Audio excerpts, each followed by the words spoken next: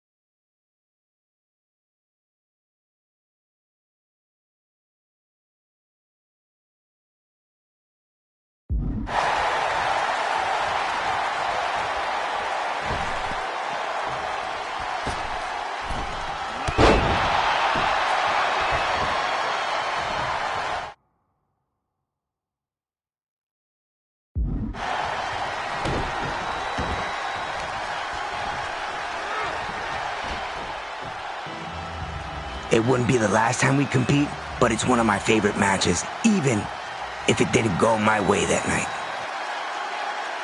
Hasta la próxima, enterrador.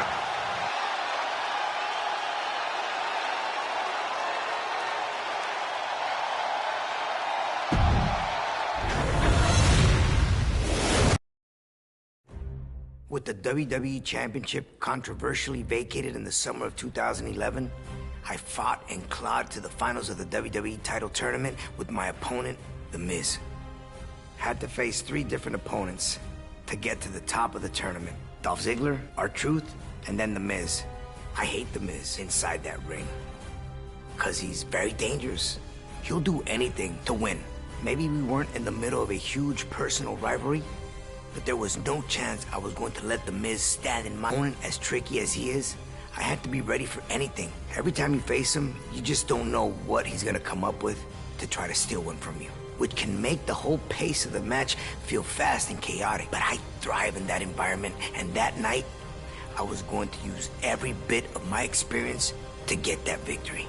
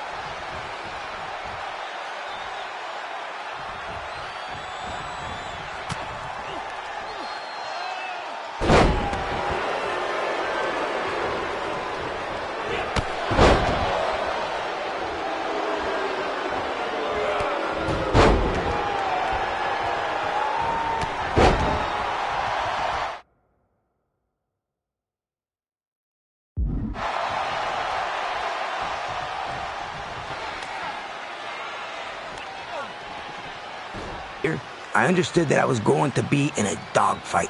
Despite his team saying otherwise, on this night, he had not come out to play.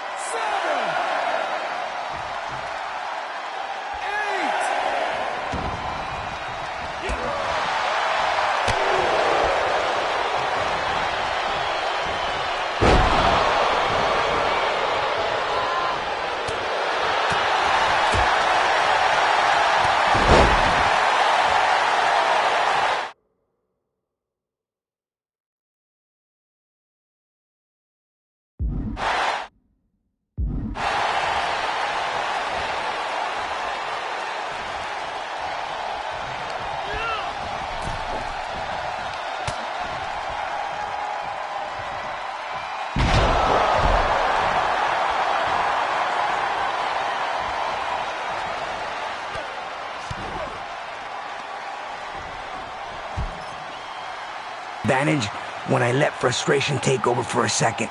And that DDT that he hit me with had me seeing stars. Maybe he didn't get the pin there, I don't know. But if I made another mistake like that, I was gonna pay. Miz would be leaving the arena with his second WWE Championship.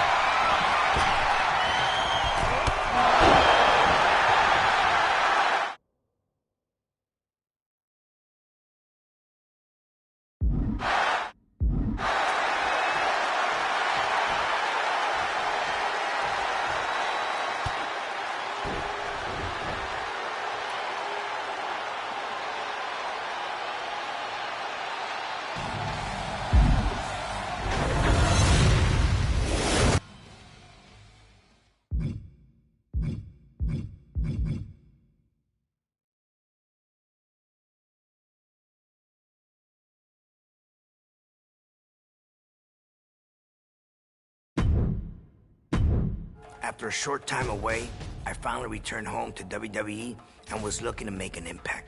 And found myself in the crosshairs of the Samoan submission machine, Samoa Joe. I believe Samoa Joe is very dangerous in many qualities in this game. He's strong, he's fast, his submissions are incredible. I felt all of those three and more every time I faced him. Each time we met, it felt like he found a new body part to target. Aside from being ruthless, Samoa Joe is one of the most intelligent competitors you will ever see inside of a ring. Samoa Joe is relentless, and I'm man enough to admit that he got the best of me at WrestleMania. If you thought what I did to you at WrestleMania was bad already, tonight will make that pale in comparison. I wasn't gonna let him derail my WWE return so soon. With the chance to battle him again on Raw, I knew that if I could dig deep and avoid his devastating blows, I had a chance, which, against Joe, is all you can really ask for.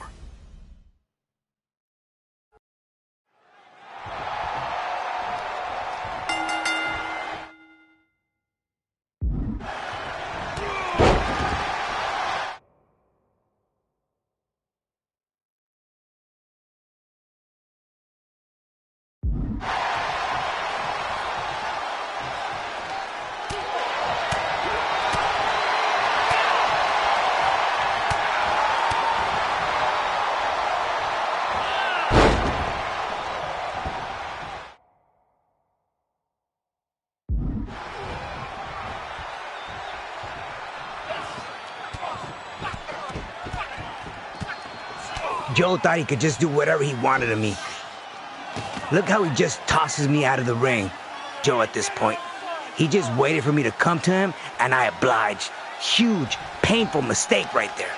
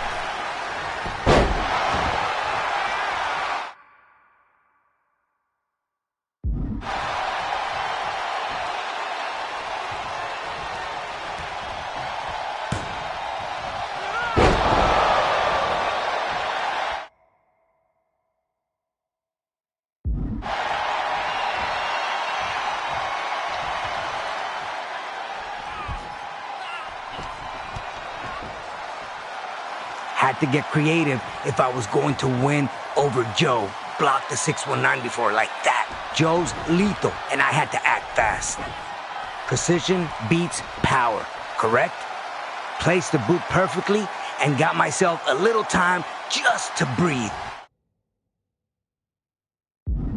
But if I didn't do something quick, this was gonna go like every other match I'd had with Joe.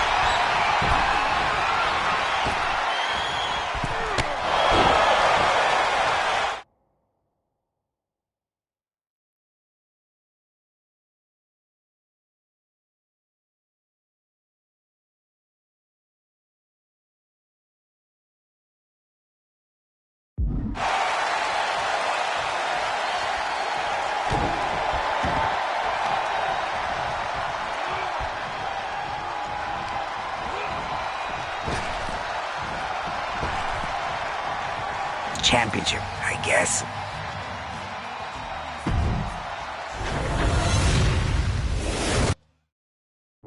Throughout my career, I competed against the best luchadors on the planet, and I owned victories over them all. The greatest masked superstar in WWE history. The chance to take on another Lucha Libre master in Gran Metalik was something that got me very excited. Competing against another luchador, it motivates me. It inspires me to learn from the new generation, and I have something to teach them as well. This guy right here, Gran Metalik, at one time was watching me on TV and said, I want to do that. And look at him now, one of the best. He's the king of the ropes. Middle East loves to fly. It's a different style of high flying. It's a different control. This generation has something new under their sleeve, and you have to respect that. The heritage and culture of Lucha Libre in great hands here. When I had the opportunity to face Gran Metalik, I knew these were deep roots. We were going back to where I began. I was so excited to give the WWE Universe a taste of true Lucha Libre, and knew this was a dream match that they couldn't afford to miss.